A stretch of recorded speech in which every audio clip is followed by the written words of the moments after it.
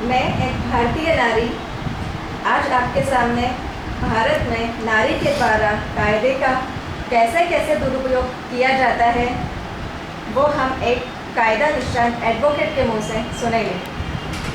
મિત્રો, મારું નામ ડૉક્ટર પ્રભાત અંબાલાલ, હું વ્યવસાય વકીલાત કરું છું, પરંતુ આજકાલ નારીઓ દ્વારા ભારતમાં જે રીતે કાયદાનો દુરુપયોગ કરીને પુરુષોને પરેશાન કરવામાં આવી રહ્યા છે, ત્યારે ચોક્કસપણે તે કાયદાઓ વિશે, તેના દુરુપયોગ વિશે અને તેના એડવાન્ટેજ લઈ પુરુષોને જે રીતે પરેશાન કરવામાં આવે છે તેના હું 2-3 ઉદાહરણ આપીને આપને અને સમાજને એક સારું ઉદાહરણ આપવાનો પ્રયત્ન કરી રહ્યો છું।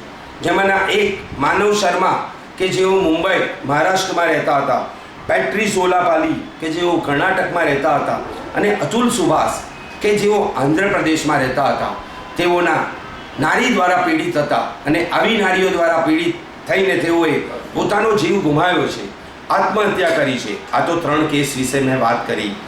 મિત્રો, ભારતમાં તો આવા ઘણા બધા કેસો હશે, અસંખ્ય કેસો હશે કે જે નારી દ્વારા પીડિત થઈને આત્મહત્યા કરી રહ્યા છે।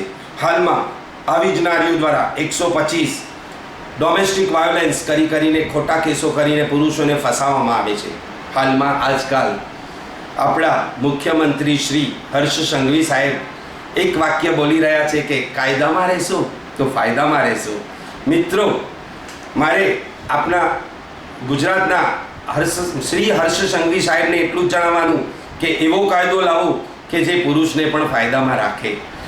તેવી જ રીતે વડાપ્રધાન સાહેબ શ્રી નરેન્દ્ર મોદી સાહેબને પણ મારી રિક્વેસ્ટ છે કે કાયદાઓમાં એવા કાયદા લાવે કે જે પુરુષને પીડિત ના કરે અને આવી નારીઓથી બચાવે। જજો પણ આવા ઘણા ઓર્ડરો કર્યા કરે છે કે જે ઓર્ડરો પુરુષને સાંભળ્યા વગર એમ કરી નાખવામાં આવે છે। કોઈ પણની સ્ત્રી પોતાની મરજી થાય તો બીજા પુરુષ સાથે ચાલી જાય છે, ત્યારે કોઈ જ કાયદો તેને લાગુ નથી પડતો અને આ જ જગ્યાએ જો પુરુષ આમ કરે તો આખો સમાજ ઊભો થઈ જાય છે અને સ્ત્રીના પડખે ઊભો રહે છે। ઘણીવાર આવી સ્ત્રીઓ દ્વારા ખરેખર પુરુષોને ખૂબ જ પરેશાની કરવામાં આવે છે।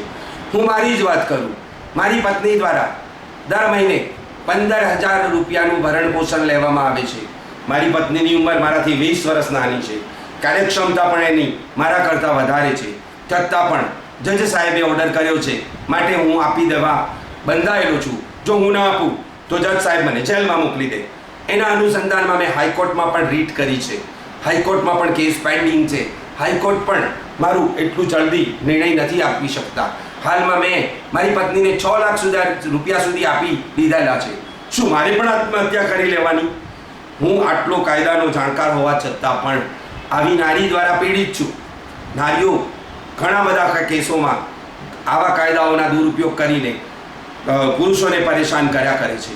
તમે જુઓ તો રેપ જેવા કેસમાં 99% રેપ જેવા કેસો ખોટા હોય છે, તેમજ ઘરેલું હિંસાઓ, ડોમેસ્ટિક વાયોલન્સ અને 125માં પણ ભરણ પોષણ લેતી સ્ત્રીઓ વધુ પૈસા કમાતી હોવા છતાં પણ જજો ઓર્ડર કરતા આવેલા છે। માત્ર મારી એવી નમ્ર વિનંતી છે સમાજને અને આપણા ભારતીય બંધારણને હું નમન કરું છું અને કહું છું કે કાયદામાં સુધારો જરૂરી છે અને આવી અસંખ્ય નારીઓ જે કાયદાનો દુરુપયોગ કરે છે તેમાંથી આવા પુરુષોને બચાવવા હું આપને અરજ કરીશ।